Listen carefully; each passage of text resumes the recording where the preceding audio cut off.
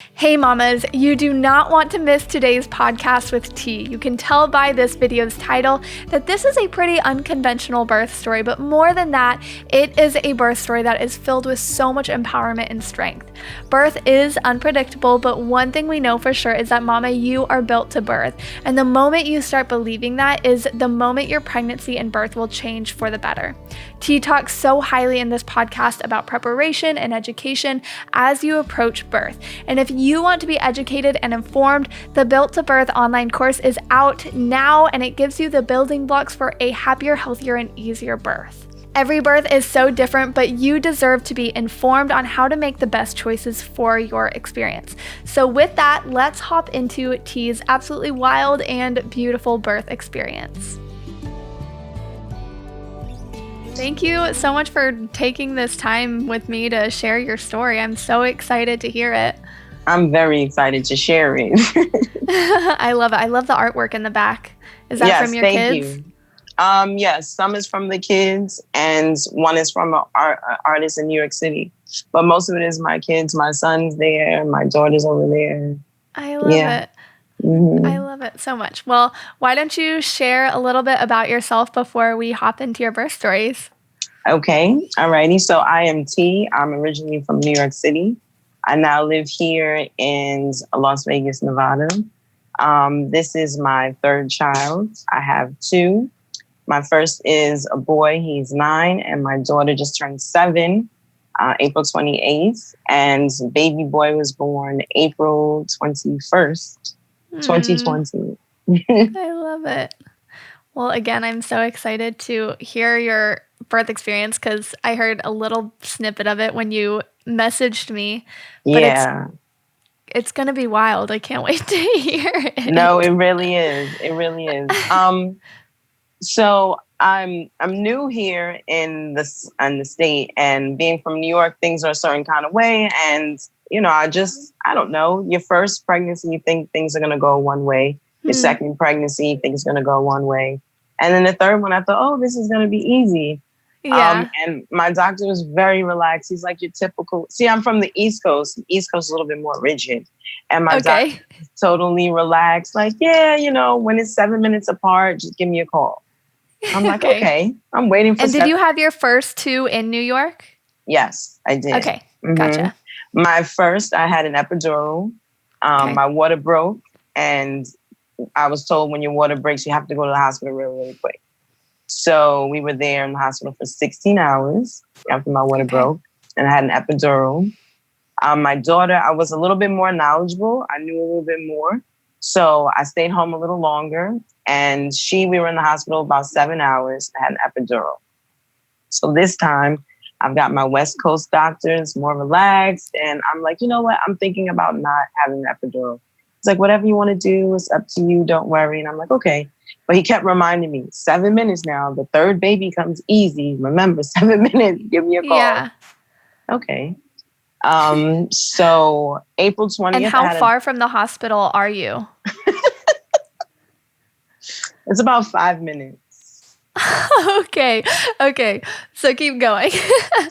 I laugh because with just 5 minutes, I still was not enough time, honestly. So well, don't give too much away yet. Keep going with your story. Okay. So I go to I'm at week 39 at this point, and with your other kids, did you go over your due date, or were you early or right on time? 38 weeks with my son, the first one. Okay. 42 weeks with my daughter. Wow. Okay. So I had a nurse practitioner, and she listened to me as well. And she said, well, after 42, we have to induce you. So I said, okay. So it was like week 41 and day 6. And that's when it was like, okay, we're going to the hospital. That morning they were going to induce me. She came at 2 a.m. on her own. Wow. Okay. Yeah. But she was fine. At that point, after week 40 or 39, I believe, we do the stress test. So I saw the OB one day, and then I did ultrasound the next. So it was like every day we were going to the doctor. Mm-hmm. So with my daughter, I was ready for her to come. So week 42, she came, epidural. But again, I have to say this, the first time around, I just kept looking at all the humans around me, like, why are there so many people? It was horrible. It hurt so bad. I was so scared. I was overwhelmed. No one talked with me. That it just was, I'm looking at people like, how are there so many people in the world when this is the process? You know, Wow. it was Yeah. scary. And Yeah. it was my first time. And no, I'm not, I'm 38. So I'm not necessarily young either. He's 9. And I just felt like not supported. And, you know, so. Yeah, and that's knowing, hard for anything, you know, for any experience to go into it for your first time without that support. That's scary for anything, and especially childbirth for your firstborn. That is a little bit scary for sure. Keep going. Very much so. Yeah. And the doctor kind of was, you know, they ask all these technical questions, and it's just like, but you know, it's in the file, it's in the computer. And you're in labor and you're in pain. They're asking these questions and like, oh no, but you're fine. And I didn't feel fine. I thought it was time. My water broke. I was told you should come.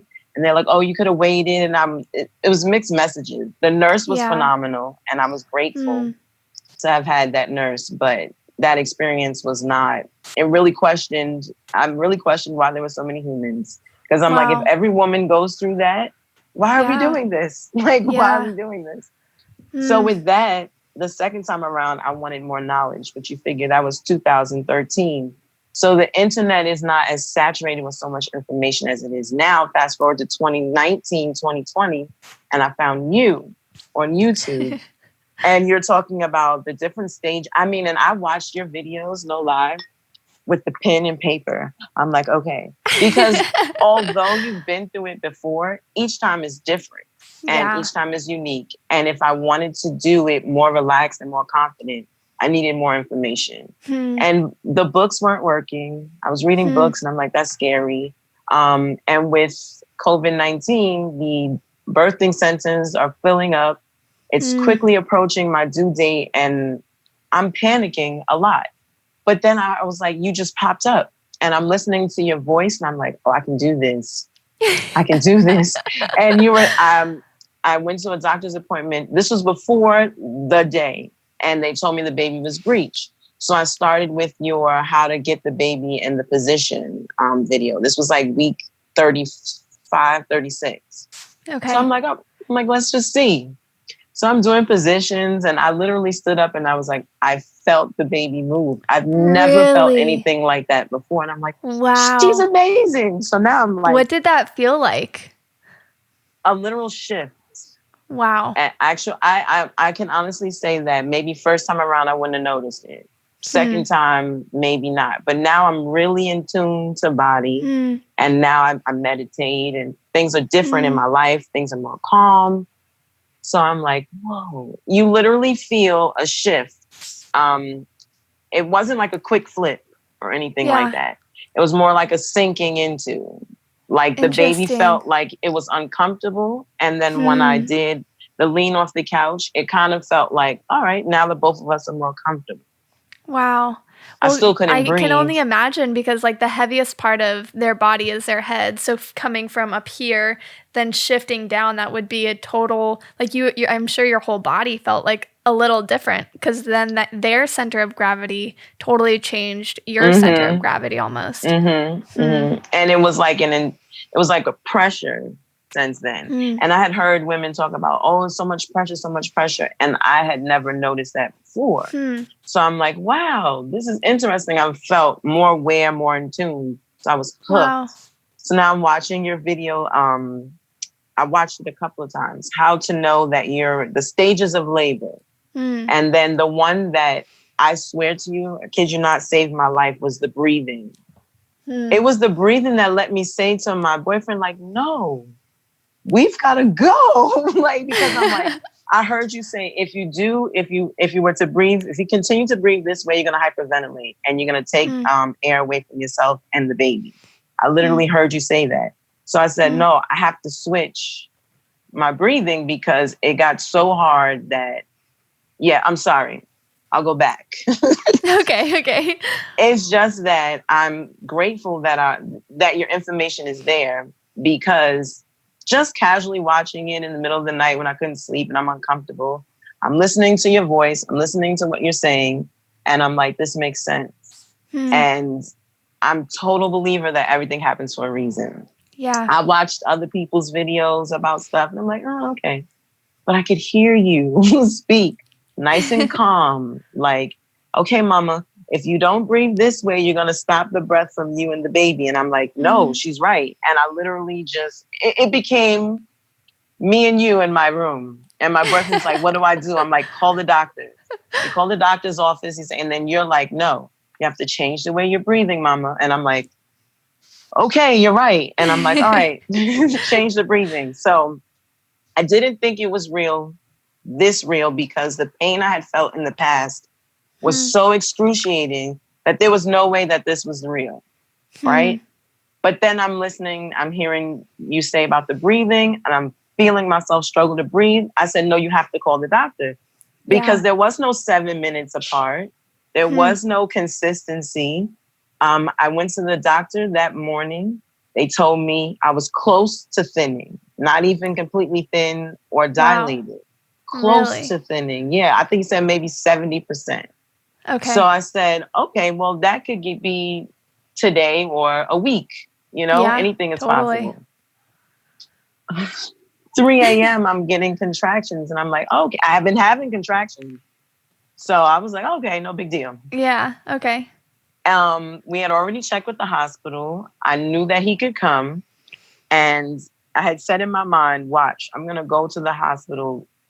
It was like I spoke, I manifested it, but I never thought this magnitude.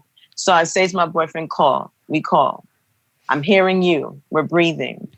I have to take a shower. He's like, what's wrong with you? I'm like, I have to take a shower. I must take a shower. I go into the shower, and then the contractions are getting stronger. And I'm like, but wait a minute. I've got the app. I'm tracking it. It's 10 minutes here, 30 minutes, 15 minutes, 4 minutes. I'm like, I've got time. My boyfriend opens the shower and he says, you can't hear you. But if you don't get out that shower right now, I'm taking you. And I'm like, okay, fine. So now I'm trying to get dressed. I can't do anything. I can't move. And you said, when it gets to the point where you drown out everybody, when you can't hear anything, where you respond, it's time to go. Like, it's go time. You're ready it's active labor. I'm like, no, I still have time. It still doesn't hurt that bad, because again, I almost feel as if epidurals make you hurt more. Because if I didn't have 2 experiences prior, I would never say anything like that. But no Pitocin, no comfort medication. I'm in my house.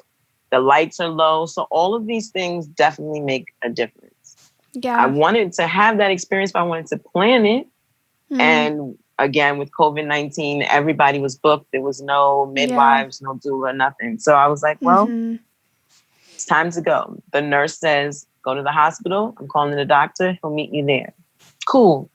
I walked maybe a couple feet from my bedroom where I had been pre-laboring or getting myself ready. Yeah. And I couldn't move anymore. We have a 2-story house. I'm on the 2nd floor. So to leave, we have to go downstairs to go to the garage. And I'm at the top of the steps, like, I can't go down the steps. That's it. This is it. I can't do it. I'm standing there. My boyfriend's like, it's going to be fine. Let me just grab the bag. Let's go. My water breaks. Oh, my goodness. So easy. Just like out of the movies, textbook style. I'm like, oh, my water just broke. Yeah. Okay. And even that, I'm like, I'm still calm. I'm like, oh, my water just broke. All right, let's go. Let's get down the steps. I start going. I'm like, wow, this is harder than I thought. Then I get to a point where my body just says, stop. You can't do it anymore. Just stop. So I'm at the top of the steps, and I have 3 steps left before I can get to the car. And I just tell my boyfriend, we got to stop. So we're standing there on the steps. I'm holding him. I think I'm holding my breath. My eyes are closed. And I'm like, I don't know if I can do this. I don't know if I can do this. I don't know. He's like, you can do this. Come on, let's go. And I'm like, all right, when I say go, we're going to walk to the car and we're not going to stop. Yeah. He said, okay. So I'm like, all right, go. We go to the car. We get in the car. Then he says, I need to go get something. I'm like, sure, get whatever. It's intense. It's getting more intense. I'm in the backseat of my crossover SUV. Something says, hold on to the backseat. And then I hold on to the front. And I'm like, wait a minute. I have to push. My body is saying, you have to push. My goodness. And so I'm like, okay, well, get in whatever push position in the backseat will look like. Let's do that. So I'm standing up and I'm kind of like hovering over the seat. So I'm grabbing the back seat, the front seat, and I just push. And I'm just like, I'm letting out this, and my boyfriend, he's like, I know it's time. He comes running down. He's like, what happened? I was like, I just pushed. And he's like, okay. He pulled out of that parking garage like it was gone in 60 seconds. I had never seen anything like it. And we literally pull out of the garage, make a left, make a right into the main road. And I say, I have to push again. Yeah. And he's like, what? Oh, no. And I'm like, I'm still standing up. I'm still in the backseat. I'm holding on. I'm like, oh my God, oh my God, oh my God. And I just pushed and I look down and I see these little eyes at me. And I'm like, the baby's out. My goodness. And he goes, what? He looks at me in the rear view and he's like, what? And I'm like, the baby's out. Now I look up and I see the middle of the road in the middle of the car. And I'm like, wait, fuck. I'm so hot. I'm sweating. Gosh. I'm like, windows down. And then I'm like, wait, baby, scoop up baby.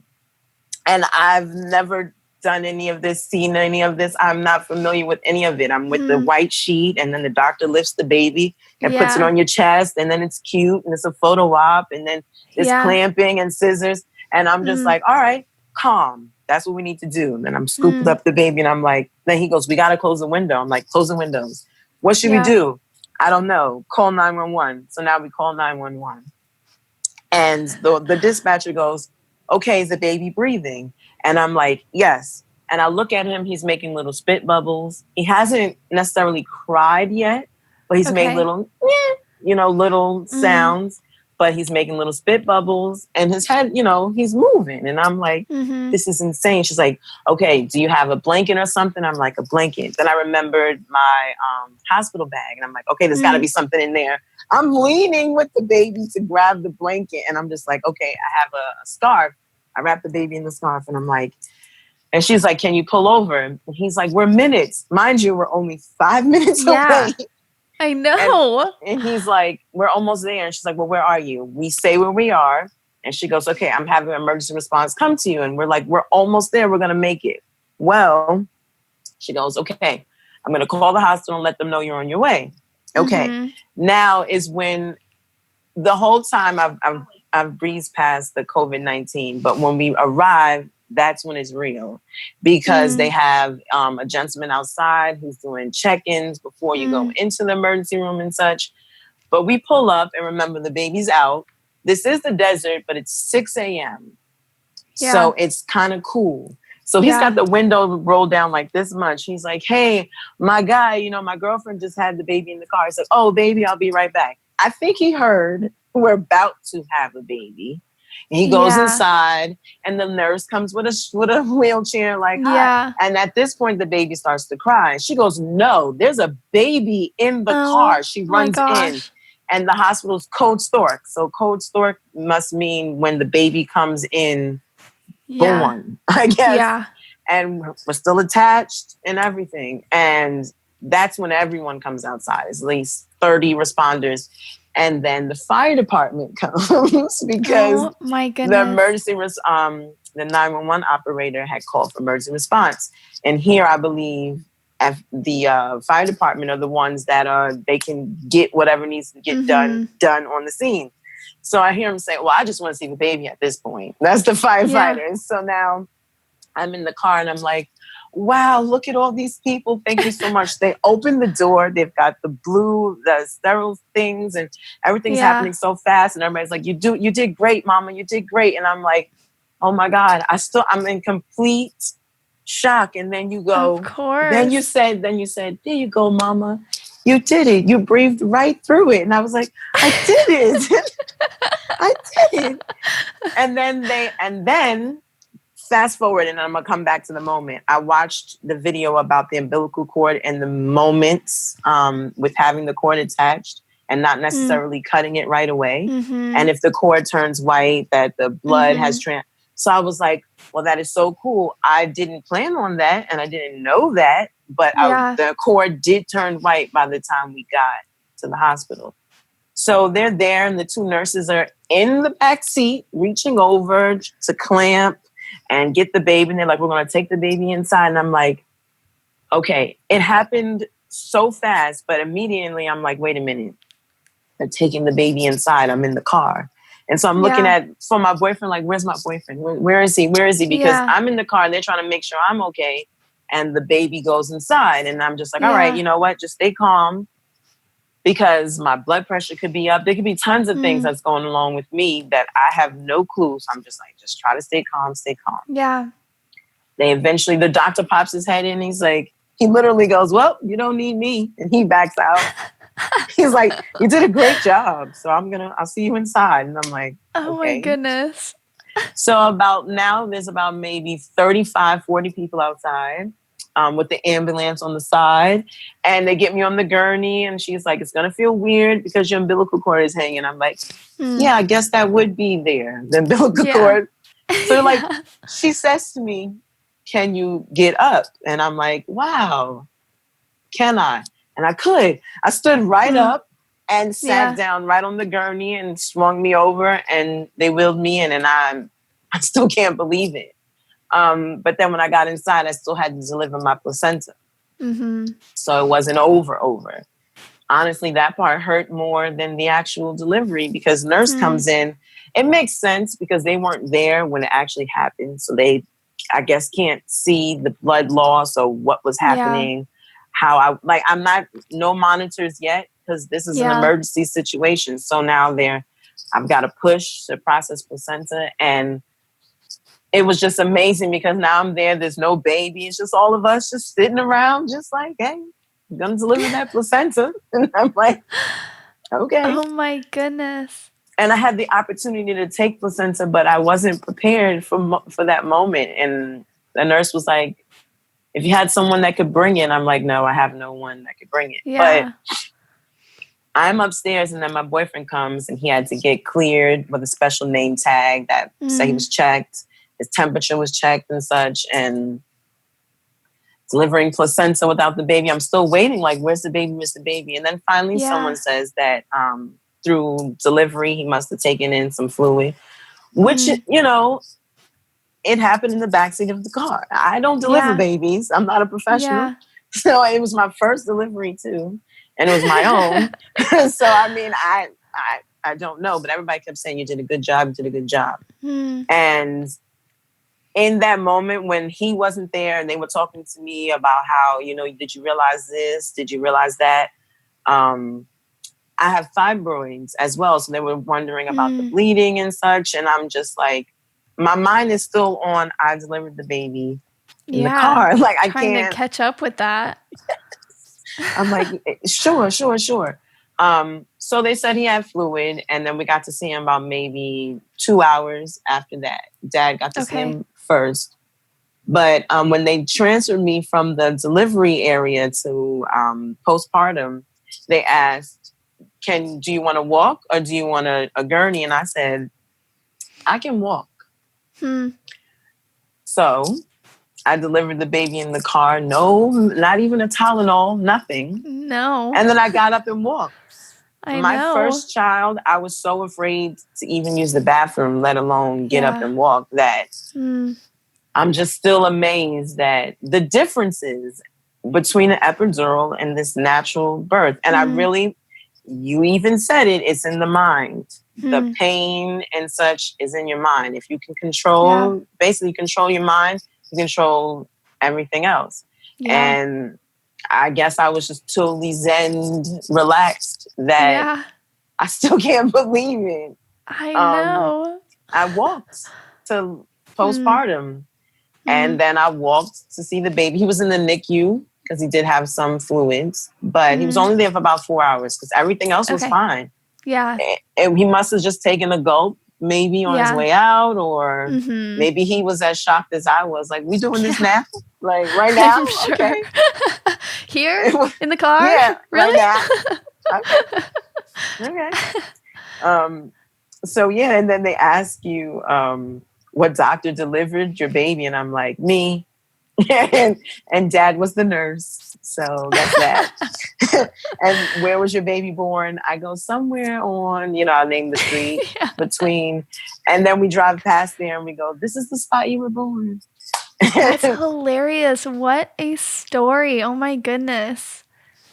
It's It's wild. it is so wild. And it's not, like, I think the moral of the story is just how powerful relaxation and your mind and breathing is. It's not like, okay, so now everyone go have a baby in the car. No, that's not no, the no, moral no, of the no. story. No, but what I had been doing was mentally preparing myself, because in the past, from horror stories of other people or birth stories in general, maybe not even horror stories, I'm like, oh, just get an epidural. Okay. And then my first experience was not that good on how they inserted it. There was pain there, and that wasn't fun. And the second time around, I'm like, well, that's just what people do.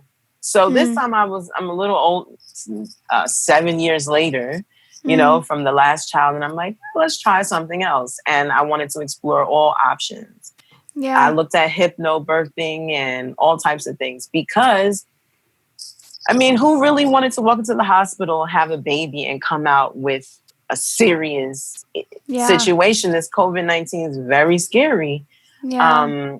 And when I was out and about, there were so many bellies out and about while I was pregnant that I just knew it wasn't going to be easy. I contacted a doula friend of mine that's in New York that said she would help me, but we didn't even get to that. And it was just a matter of definitely educating yourself, getting more information, and finding the things that are going to help you feel comfortable. I think you mentioned, even if it doesn't work in the moment, just knowing that you have it to return to is important. So I'm thinking about my candle burning, and I'm thinking about my essential oils going, and I'm like, this is working. So definitely the mind is very, very powerful, for sure, because I convinced myself that I needed the epidural, and it was horrible. I convinced myself that I didn't, and that I was going to be able to do it, and totally fine. Yeah. Wow. And I love what you said too about, like, you just realized that you had more options, and so you started looking at what those options were. And I think that's so important for every single person when it comes to what's happening to them medically, but especially for a mom in labor, because you're going to carry that experience with you for the rest of your life. And so knowing, oh, I don't just have to lay in bed to give birth. I don't just have to get an epidural. I don't just have to, XYZ, whatever it may be. But knowing, oh, I have rights, and I have options, and I get to choose. And I think that's so empowering for anyone, but especially for a pregnant woman where you're going through something that's very transformative and where you do feel very vulnerable. And so I just think that's really powerful. What you said is just educating yourself on what your options are is so important when it comes to pregnancy and birth. So absolutely. Because again, it just was what we do. Honestly, no one in my family has done anything different. So everyone just pretty much goes to the hospital, has the baby, and you go home, and that's it.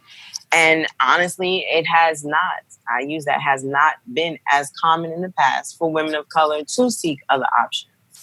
So, it just was these times I'm noticing, 2017, 18, 19, 20, women in general are becoming more aware of themselves and educating themselves, and there's more options. And if I would have known what was, for example, I didn't know about not having to have Pitocin. I knew that I hated it, and I knew that the second time I didn't want to have it. But the first time around, they come with the IV. Oh, we're going to give you this. And they just hook it up and put it in. And you're like, oh, okay. I guess I need it, Yeah, and that's not informed consent. That wasn't you saying, okay, I will allow that. That was, okay, you're doing it. So what can I say? Where's my voice in this? And even much so this time around, especially because I'm coming into the hospital with the baby. And the woman puts up the IV, and she's like, and I said to her, I'm sorry, what's that? And she's like, you have to deliver your placenta, so you're going to need some Pitocin. Now, I said to her, I said, well, do we need to have it at that dose? And she's like, no, not necessarily. And I'm like, okay, well, can we go? Because baby's out. So in my mind, I'm like, well, I did all the hard work. I technically could just turn around and walk out. But, I don't know that much thereafter. So I'm like, well, I guess this is the place to be. But I know that I can advocate for the levels of things and how much and frequency and things like that. So, you definitely have to take some time to educate yourself. Yeah.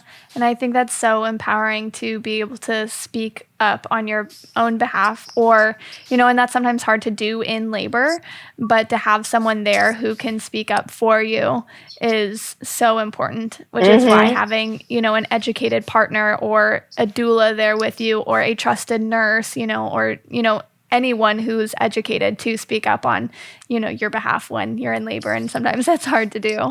It is, especially right now with what we've got going on. And I thought about that. And that was another thing. I kept convincing myself, preparing myself to labor on my own.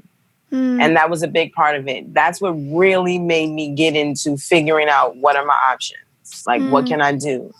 What are things? And then stretching the limits. What are things I can bring to the hospital? Because if I'm going to bring my electric essential oil diffuser, I don't want anyone to say I can't bring it.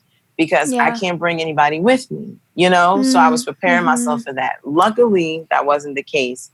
And my partner was able to come. But our family still hasn't met the baby.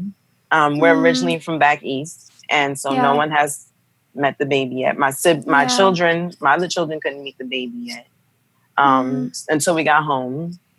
Yeah. But if someone has to do it, just know that you can. That's pretty much, I know it sounds so like you can, but you really, it's so simple. You really can. Yeah. If you say that you can, you can. Yeah. For real.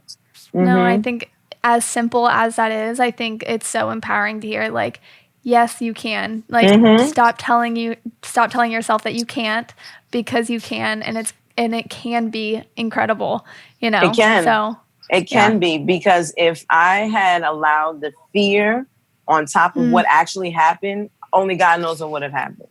Yeah. It only kind of worked that way, I think, because I was in control and relaxed and felt that I can do this, and I'm going to do it. And that's it. Yeah. Like, there was no option. This was it. Yeah. Did I know the baby was going to come? No. Threw you a little curveball, but yes, but because I was prepared, because it could have. There's so much that could have. Because again, you got, because like you said, we're not advocating go have the baby in the car. Of course. If I didn't, I had with COVID, there's no prenatal, no Lamaze classes, no birthing classes, no breastfeeding classes, nothing. You just can go to your OB. And some of those appointments, they even frown at you for bringing a partner. Yeah. But I wanted to make sure, because this pregnancy, I felt a little pregnant brain more so than ever. Just a little. And so I wanted someone to be able to actually repeat what was said. But you totally can do it. And if you're not prepared, things could go wrong, because I saw where breathing could have went wrong. Yeah. If you're not calm, if you don't take control of your breathing, it could be very scary, because first time I needed oxygen. So I knew that. I become this person who panics with their breath. Definitely. Yeah. I either hold it or breathe too much. And I didn't want to do that because, I'm in the car. And I didn't want to pass out or put the baby at risk. So breathing is very, very important. Yeah, and I feel like I hear that time and time again. And I think what it is it's not so much like, yes, oxygen has a big part of that, because our body requires oxygen, our babies require oxygen. But I think mostly it's our mindset, it's just coming back to the breath. And I love how you kept saying, like, throughout your story, just in moments where you felt like you were starting to panic, you'd come back and be like, okay, I have to calm down. Like when you look down and saw your baby and you're like, there's a baby. Like I see your eyes staring back at me. You're like, okay, what do I have to do right now? I have to calm down. Because otherwise you like react instead of respond. And sometimes those reactions are panicked and out of fear and not and then when we respond, it's very empowering. It's very straightforward. We know what we're doing. Yes. And I think it's hard to respond it's hard to respond when it's not calm, when you're panicked. So I love how you shared that. I think that's so valuable for moms, especially first-time moms too, or moms who are trying to seek out a different experience like you did for this birth, like saying, what do I need to do in order to have a great experience, not just to live through it, but how do I have a great experience? Right. Yeah. Well, I love it. Yeah, because that totally convinced me that if I were to do it again, I don't have to be in the hospital setting, that I could do it, labor at home. I could do it for sure. Yeah. I think it's so cool too when moms realize like, oh wow, like I don't need, and some pregnancies and births, you do need medical attention and professionals, but birth generally is a very normal and natural event. And so for moms to realize, wow, I did that and I didn't really need this whole like crew of people. And sometimes women do, and we can be so grateful to have that care when we need it. Yes. But it is very empowering to say, oh wow, I did this like in my car by myself, like with my partner in the front seat driving to the hospital. Again, not that that's the goal. No. But it is like, wow, we did that. Like that's amazing and crazy and wild. It is. Well, T, thank you so much for sharing your story with us. Thank you. Before we wrap up, is there anything that you would like to share with other mamas? If you are pregnant right now, just know that you can do this, and you are strong, and you are awesome, and you can do this. And it's going to be okay. And just stay calm, and it's going to be okay. And even if you have to do it by yourself, trust yourself, listen to yourself, and you can, whatever the situation, you can do it. Just stay calm and believe in yourself, for sure. I love it. And watch the rest of her videos. Yes, education is empowerment. One last thing before we leave. I know you have a little business, and I see you're wearing your business's shirt. Is there anywhere that moms could go to follow along and check out your business if they wanted to? Thank you very much. I'm on Instagram. I am Tiki's Customs. That's TIKISCUSTOMS. I make beaded jewelry. So pretty. I was checking it out before our call, so I'll definitely link that down below in the video description and the show notes for the podcast. Thank you very much. But you do make beautiful jewelry, and thank you so much for sharing your beautiful birth experiences with us. Thank you. Thank you for the opportunity, and thank you for all that you do. I'm very grateful. Thank you. Oh, of course. Well, it was such a pleasure talking with you, T, and I hope you have a great rest of the day. Thank you. You too. Bye. All righty. Bye. Mama, I told you this story was wild, but more moving than T's birth experience was her journey to realizing how empowering and beneficial it is to know your options, advocate for yourself in your birth space, and that most of the work in labor is in your mind. Where your mind leads, your body follows. And because of that deep reality, I've created affirmation meditations that guide your mind into relaxation and calm to lead your body in the direction that you want it to go in labor. You can check them out for free on YouTube, which is linked right up here in the video, or you can purchase and download them from my website, builttobirth.com, which is linked down in the descriptions below. With that link to my website, builttobirth.com, you will also have access to the online course. Mama, like T said, you can do this. You are built to birth. So thanks for being with me in this one, and I will see you in the next one. Bye, Mama.